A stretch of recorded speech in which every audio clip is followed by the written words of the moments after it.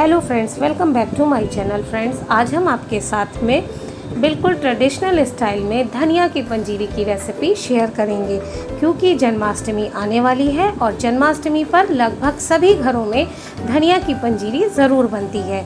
इसलिए हमने सोचा क्यों ना हम आपके साथ धनिया की पंजीरी की रेसिपी शेयर करें। तो चलिए धनिया की पंजीरी बनाना शुरू करते हैं। लेकिन उससे पहले अगर आपको हमारी ये रेसिपी पसंद आए और वीडियो अच्छा लगे तो प्लीज़ हमारे वीडियो को लाइक करना, कमेंट करना बिल्कुल मत भूलिएगा और साथ ही हमारे चैनल को भी सब्सक्राइब कीजिएगा और बेल आइकन को दबाना भी बिल्कुल मत भूलिएगा, ताकि हमारी आने वाली वीडियोस की नोटिफिकेशन आप तक सबसे पहले पहुंच सके। तो चलिए धनिया की पंजीरी बनाना शुरू करते हैं और साथ ही हम आपको इसकी सामग्री भी बताते जाएंगे। धनिया की पंजीरी बनाने के लिए क्या क्या सामग्री चाहिए, चलिए वो देख लेते हैं। ये देखिए, हमने यहाँ पर आधा कप खड़ी धनिया ली है। आप खड़ी धनिया की जगह पे धनिया पाउडर भी ले सकते हैं, लेकिन हमें पंजीरी पूजा के लिए बनानी है, प्रसाद के लिए बनानी है और बिल्कुल शुद्ध बनानी है, इसलिए हमने यहाँ पर खड़ी धनिया ली है। और इस धनिया को मैंने अच्छे से साफ़ करके धुल करके सुखा लिया है।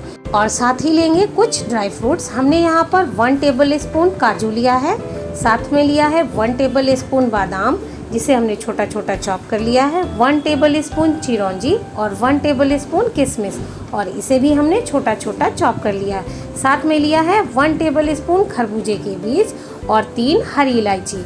आप हरी इलायची की जगह पे इलायची पाउडर भी ले सकते हैं। और साथ ही हमने काजू को भी छोटा छोटा चॉप कर लिया है। सभी ड्राई फ्रूट्स आप अपने अनुसार घटा बढ़ा सकते हैं और अपनी पसंद के अनुसार ड्राई फ्रूट्स ले सकते हैं। और साथ ही हमने लिया है 1 कटोरी भरकर मखाना और ग्रेट किया हुआ सूखा नारियल।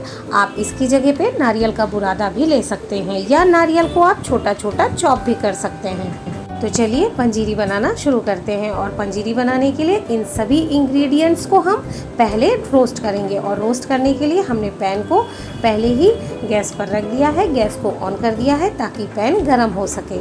और ये देखिए, पैन भी गर्म हो चुका है। और अब हम इस पैन में डालेंगे 1 टेबल स्पून घी।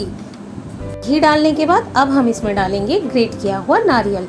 और नारियल को अब हम धीमी आंच में भून लेंगे। नारियल को हम इतना भूनेंगे कि नारियल का कलर चेंज ना हो, लेकिन नारियल में जो मॉइस्चर है वो ख़त्म हो जाए। और ये देखिए, नारियल अच्छे से भुन गया है और नारियल का कलर भी चेंज नहीं हुआ है और नारियल में जो मॉइस्चर था वो भी ख़त्म हो गया है। और अब हम इसे किसी प्लेट में निकाल लेंगे।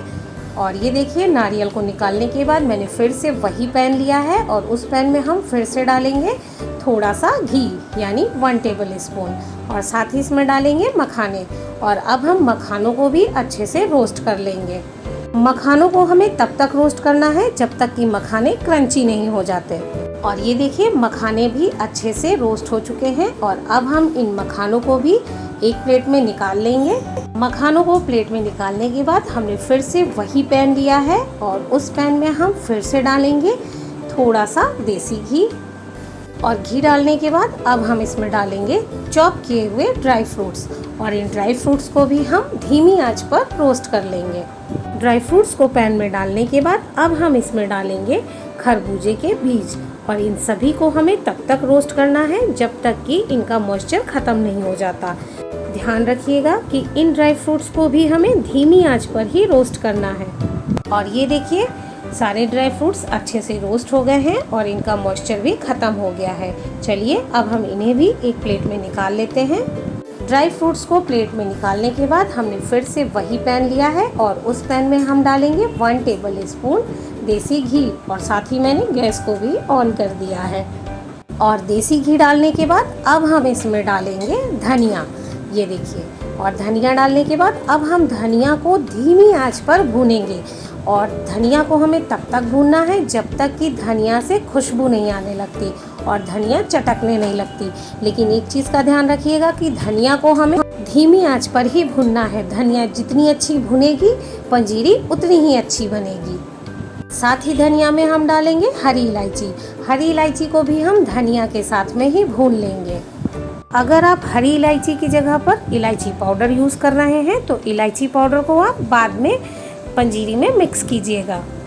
और ये देखिए, धनिया अच्छे से भुन गई है और धनिया का कलर भी चेंज हो गया है और साथ ही धनिया में अच्छी सी खुशबू भी आने लगी है। और अब हम गैस को ऑफ कर देंगे। और गैस को ऑफ करने के बाद हम धनिया को बिल्कुल ठंडा होने के लिए छोड़ देंगे। और आधे घंटे बीत चुके हैं और धनिया भी अच्छे से ठंडी हो गई है, ये देखिए। और अब हम इस धनिया को इस मिक्सी के जार में डाल देंगे। साथ ही हम इसमें डालेंगे टेस्ट के अकॉर्डिंग चीनी। हमने धनिया को ठंडा करके इसलिए लिया है कि अगर हम गरम धनिया में चीनी डालकर पीसते तो चीनी अपना मॉइस्चर छोड़ देती, इसकी वजह से पंजीरी में भी मॉइस्चर आ जाता। हमने यहाँ पर आधा कप चीनी लिया था, लेकिन मुझे चीनी कुछ ज़्यादा लग रही थी, इसलिए थोड़ी चीनी हमने बचा ली है। चीनी डालने के बाद अब हम इसमें डालेंगे थोड़े से मखाने। जो मखाने हमने रोस्ट किए थे उन मखानों में से थोड़े से मखाने हम जार में डाल देंगे। मखानों को जार में डालने के बाद अब हम जार को बंद कर देंगे और इन सभी को हम पीस लेंगे। और ये देखिए, हमने धनिया, मखाना और चीनी को अच्छे से पीस लिया है और देखिए कितनी महीन पंजीरी बनकर तैयार हुई है। बिल्कुल बारीक हमने पीसा है, बिल्कुल पाउडर की तरह। हम आपको दिखा देते हैं, देखिए कितनी महीन पंजीरी बनकर तैयार हुई है। धनिया का इसमें एक भी कण नहीं है, बिल्कुल पाउडर की तरह। चीनी डालने की वजह से ही धनिया बिल्कुल महीन हो जाती है। और अब हम इस पंजीरी को एक बड़े से बोल में निकाल लेंगे। और ये देखिए, हमने पंजीरी को एक बड़े बोल में निकाल लिया है। और अब हम इसमें मिलाएंगे ग्रेट किया हुआ नारियल, जिसे हमने रोस्ट कर लिया था। साथ में मिलाएंगे रोस्ट किए हुए ड्राई फ्रूट्स। और ड्राई फ्रूट्स डालने के बाद अब हम इसमें मिलाएंगे जो हमने मखाने बचा कर रखे थे। इन मखानों को हमने क्रश कर लिया है।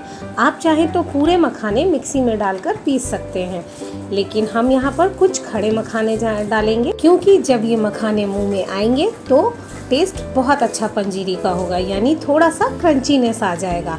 आप चाहें तो इसमें गोंद भी डाल सकते हैं, क्योंकि इस समय हमारे पास गोंद नहीं थी, इसलिए हमने पंजीरी में गोंद नहीं डाला है। गोंद डालने से पंजीरी में क्रंचीनेस आता है और टेस्ट भी बहुत अच्छा पंजीरी का आता है।